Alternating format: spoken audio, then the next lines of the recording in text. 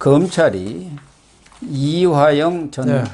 경기도 평화부지사, 네. 지금은 킨텍스 사장을 하고 네. 있죠. 이 이화영을 불러서 네. 조사를 했어요. 뇌물수수 혐의 아닙니까? 그래서 이 쌍방울로부터 법인카드를 받아가지고 네. 1억 원이 넘는 돈을 썼다는 것이죠. 예. 그 내용이죠. 지금 네. 현재로서는. 네. 그러면은 이 이화영 조사가 단순히 이화영 조사로만 끝날 것인가, 네. 이런데 이제 좀 언론이라든가 이 정치권에서 촉각을 곤두세우고 있는 거 아니겠습니까? 그렇죠. 예. 네. 이화영이가 이재명 지사 시절에 아주 최측근으로 활약을 했고, 또 이해찬 전 대표의 측근입니다. 그렇죠. 예. 이해찬의 측근이고, 이해찬하고 이재명하고 그 가운데 이화영이 있다고 보면 그렇죠. 되죠. 예. 그러니까 이재명의 분신과 같은 사람인데, 그 과거에 경기도 평화부지사도 하고, 원래는 2019년 3월에, 2017년 3월에 쌍방울 사회이사를 했어요. 예, 그랬네요. 그러다가 이재명 경기도지사 나갈 때 거기에 선거 참여를 했죠. 그래서 본부장을 예, 했죠. 인수위 기획 운영 분과위원장 그거 하니까 그 공으로 경기도지사 되니까 평화부지사 맡고 지금은 2020년 8월 그러니까 2년 넘었어요. 킨덱스 그 사장하는 거죠. 일산에 있는 거 왜 기획 전식장 큰 거 있잖아요. 근데 이제 이화영이가 지금 여러 가지 구린 게 자꾸 나오고 있는데 가장 큰 문제는 이화영이가 이재명하고 어떻게 오고 갔느냐. 이게 가장 핵심이 아니겠습니까? 그렇죠. 예. 그러니까 이화영이가 쌍방울한테 법인카드를 받아서 한 1억 이상 썼대요. 네. 뭐 1억 5천까지 썼다고. 킨덱스에서 월급 받고 잘 해가면서 또 그거 갖고 또 쓴 거예요. 네. 그러니까 이것도 어떻게 보면 검찰에서는 뇌물로 본 거죠. 예. 그리고 이런 쌍방울하고 관계된 활동을 많이 했는데 이게 이재명하고 무슨 관계가 있느냐. 이게 지금 수사에 초점이 되고 있습니다.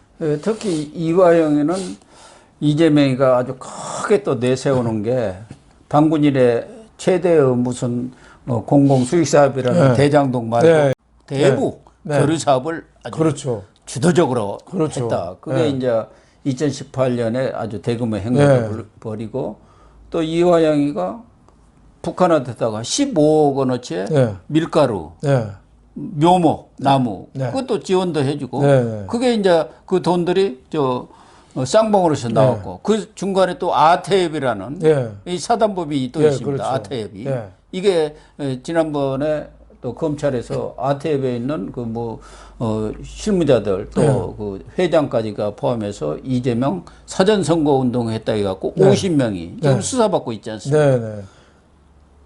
그러니까 또 하나는 이화영이의 보좌관 출신, 원래 국회의원을 했습니다. 저 중량인가 그 이상수 의원의 보좌관을 하다가 그 지역을 물려받아갖고 단 한 번 국회의원을 했었어요. 그 보좌관을 했던 이화영이 이한성이라는 사람이 김만배에 화천대유 산하 7개 있는 그 자회사 천화동인 1호 거기 대표를 하고 있습니다. 그렇죠. 그 돈이 700억이 그가 가 있어요. 700억이. 그러니까 이화영 밑에 보좌관이 그렇게까지 가서 챙겼으면은 그게 누구랑 다 이어졌겠습니까? 그러니까요. 그 자동적으로 이재명하고 이게 다 연루설이 자꾸 나오는 거죠. 이화영의 그것도 아주 국회의원 시절 오래전에 했던 그 보좌관이 무슨 연유로 김만배하고 이렇게 돼가지고 천화동인 1호 제일 돈 많은데 그걸 가서 대표를 하고 그 돈 관리를 하겠습니까? 그렇죠. 믿을 만한 사람 아니면 갈 수가 없는 거 아닙니까? 그게 이화영이 돈이겠습니까? 이재명은 아마 이화영도 모른다고 그럴 테고 이한성은 더구나 모른다고 하겠죠. 그걸 김만배는 그분 돈이라고 했잖아. 그분 돈. 그러니까 그분이 누구냐? 여기에 대해서 지금 쌍방울 수사를 하고 있는데 쌍방울이 2019년에 또 마닐라에서 필리핀 마닐라에서 국제 대회를 했거든요.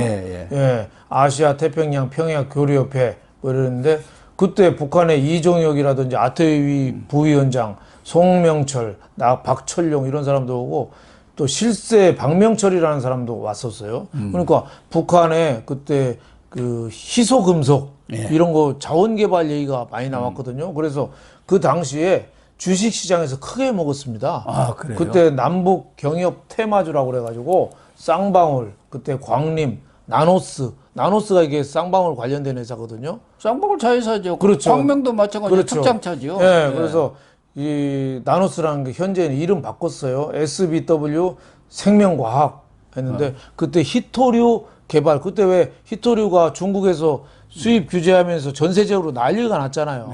그래서 주식시장에서 크게 한탕했던 거예요. 그러니까 이게 쌍방울하고 이화영 또 이재명까지 이어지는 이 주가 조작 쌍방울에 관련된 게 여러 가지가 지금 도망가 있잖아요. 여기에 대해서 큰 거 하나가 터져 나올 수도 있는 거죠. 그래서 지금 수원지검 형사 6부 김영남 부장검사가 이 사건을 수사하고 있는데 지난 7일에 이화영이 자택이라든가 사무실에 대한 압수수색을 했단 말이에요. 그래서 문제는 이화영이 법카 사용 원고서 이건 명백한 거 아닙니까? 그렇죠. 그래서 이화영이가 지금 곧 검찰에서는 구속영장을 칠 가능성이 많은데 만약 신병이 확보된다 한다면은 그동안 남북 교류에 썼던 그런 돈들이랄까 또 쌍방울과 아태혁과 이재명과의 관계 특히 천화동인 1호 그거 700억 왜 이한성이가 거기 가서 딱 돈 관리를 하고 있느냐 이런 것까지가 지금 수사선상에 오를 가능성이 있고 그래서 지금 촉각을 곤두세우는 거 아니겠습니까? 그래서 언론도 이화영의 이 수사 내용에 대해서 지속적으로 지금 보도가 나오고 있는데 어떻게 보면은 이재명으로서는 지금 약한 고리 지난번에 조홍천이가 그랬던가 이화영이가 약한 고리다. 그렇죠. 지금 검찰이 그걸 치고 있다. 이렇게 얘기를 했거든요. 그렇죠. 이화영을 모른다고 할 수는 없잖아요. 뭐 선거 때 참모고 평화부지사까지 시켰고 또 킨덱스 그 좋은 노른자유 자리를 2년 넘게 하고 있는 사람인데 저는 이화영을 좀 더 수사에 박차를 가하면 거기에 많이 나올 수가 있죠. 그렇죠. 대장동에도 깊숙이 개입이 돼 있고 또 이 국민들이 아직 안 알려진 이런 그 부패 비리 이런 게 이화영한테 상당히 나올 수가 있는 거죠. 아니 킨덱스 사장을 하면 거기서도 법인카드가 나오고 월급 잘 받고 할 텐데 그것도 부족해서 기업체한테 그 법인카드 받아가지고 그 1억 이상 쓸 수 있다는 게 그 쉽지 않은 거거든요. 법인카드 말고 또 차량 있지 않습니까? 좀 큰 거. 그것도 받아갖고 썼다는 거예요. 그래갖고 지난해 이 변호사비 대납 그 문제가 이슈가 되니까 그때부터 딱 법인카드도 얼른 반납해보고 차량도 반납하고 뭐 그랬다고 지금 언론 보도가 나오고 있거든요. 그러니까 쌍방울에 관해서는 거기다 빨대를 다 꽂은 거 아닙니까? 여러 가지 뭐 전환사채 발행이라든지 무기명 뭐 여러 가지 장난친 흔적이 좀 많은데 좀 철저히 좀 칼을 들이대 가지고 좀 뿌리를 뽑아야 되겠습니다. 이런 사람들이 주가 조작하고 자본시장에서 농단을 하면은 그 피해가 누굽니까? 대장동 피해자는 부동산 그 입주민들하고 그 원주민들이 피해자예요. 제일 전 국민이 피해자고. 근데 쌍방울 피해자는 주식시장에 있는 수많은 투자자들이 또 피해자입니다.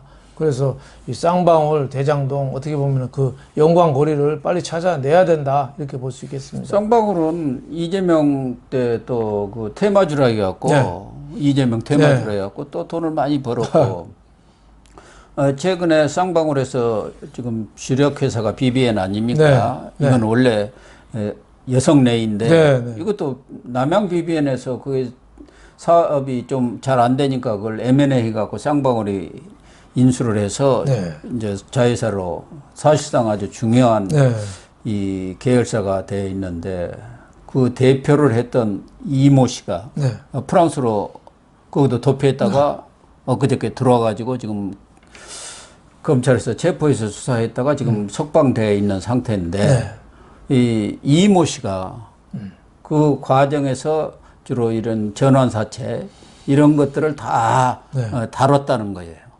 그러니까 이 이모 씨가 입을 열면은 변호사비 대납뿐만 아니라 쌍방울의 그런 여러 가지 정치 자금으로 흘러간 부분들 또 대선 사전 선거 운동 한 부분들 이런 것까지도 지금 거의 다 나올 가능성이 많다. 그렇죠. 그래서 검찰에서 아주 깊숙이 파고 들어가고 있는 것 같습니다.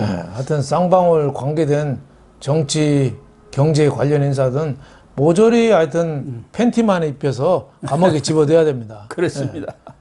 그래서 이화영 이 킨텍스 사장에 대한 검찰 조사가 지금 아주 심도 있게 진행되고 있기 때문에 이화영이가 구속영장이 떨어진다고 하면 신병을 확보해가지고 구속이 안 되면 또 돌아다니면서 딴소리를 하고 그렇죠. 있으니까 요새는 또 법원을 믿을 수가 있어야죠.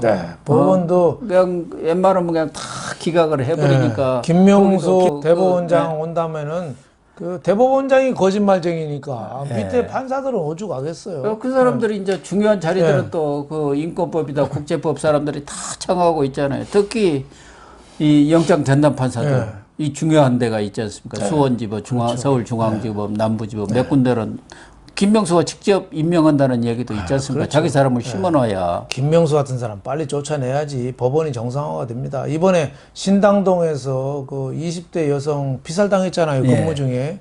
그것도 법원이 저는 가해자라고 봐요. 그러니까 그것도 영장을 기각을 해갖고 그런 거. 영장 기각 징역 9년을 구형받은 사람을 그럼 바로 구속시켜서 차단을 해야 되는데 반성의 여지가 충분하고 뭐 여러 가지 구속할 이유가 없다. 요새는 반성문도 써주는 뭐 그런 업체들이 있다는 거 아닙니까? 그래가지고 그냥 구구절절하게 써갖고 이렇게 재판부에 낸다는 거 아니에요? 저는 그건 철저히 이건 법원이 정말 반성해야 된다고 봐요.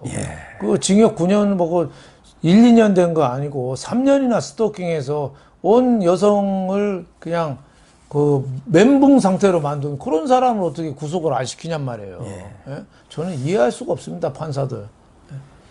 아무튼 이화영 수사 앞으로 주의 깊게 지켜볼 필요가 있는 것 같습니다.